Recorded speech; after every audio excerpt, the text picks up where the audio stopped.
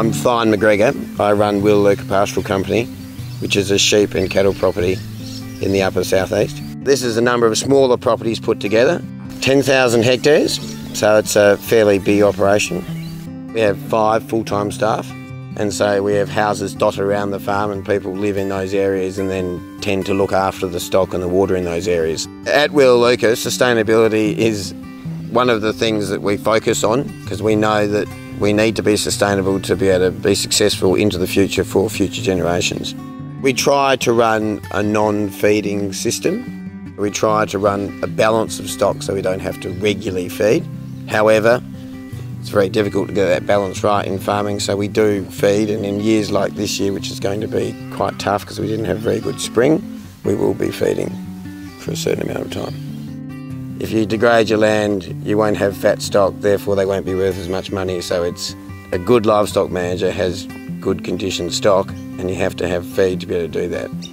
Depending on your rainfall, your soil types, your location, your weather conditions, that will dictate what you can farm and then what is best to farm. This place has always been predominantly cattle with also sheep.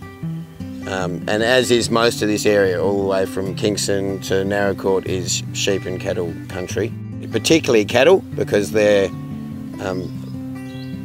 less harsh on the environment with the lighter, sandier soils, and they're easier to manage with less staff, so you can have a greater area, bigger farms, and run more cattle with less staff. We run our cattle in an intensive type environment where we check them regularly and they get rotationally grazed.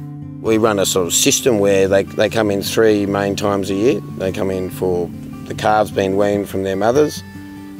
The cattle will get joined to the bulls. They'll then be preg tested. Those animals that aren't pregnant will get pulled out and sold. Today we're almost all Angus because we're in the south. We don't have any issues with ticks or needing to walk massive distances to water, which is one of the reasons that the northern pastoral people use Boss English cattle, which are the ones with the humps. So British bred cattle are the best eating cattle. They do marble, which is what makes the meat taste good. Intramuscular fat, that's marble. So they're the type of cattle that most people have around here.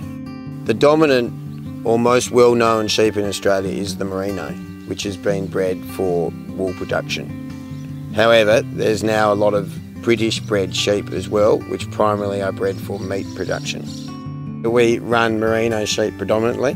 Again, that's a traditional thing, that's what has been run here for a long time. They have been bred to also kind of exist in this environment. Sometimes it can get quite wet here, so they do well if they have to walk around in water and all those issues, which I suppose comes from anything breeding over time in a certain environment. So we shear in October, everything comes in, gets shorn and then goes out to a different location. And then there's many more jobs really with sheep. There's usually a summer drench. We do test for worms and only drench if required, but usually it's sort of once a year at least. There's technologies in things like jetting machines and the like, which have now got some great technology. You can run the sheep through and they get a fine, very hard spray to stop them getting lice or flies, for example. There's lamb marking, which is kind of in the middle of the winter, so that's like calf marking. The lambs get a bit more intensive with sheep. The lambs get their tails cut off and they get a vaccination and an ear tag and same things as cattle. And then again there's weaning and then back into shearing. So it's a similar cycle.